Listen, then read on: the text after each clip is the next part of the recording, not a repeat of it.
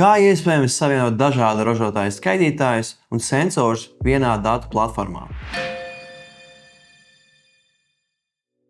Komunālajā infrastruktūrā bieži vien objektā ir dažādu ražotāju skaitītāji, sensori un tehniskās iekārtas. Tie var izmantot atšķirīgus protokolus un datu formātus. Medbox ir veidots kā ražotāja neatkarīgs risinājums. Tas atbalsta vairākus industriālos datu pārraides protokolus, piemēram, Wireless MBus, Modbus, RS485, RS232, impulsu ieejas un analogos signāls, piemēram, 420 mA.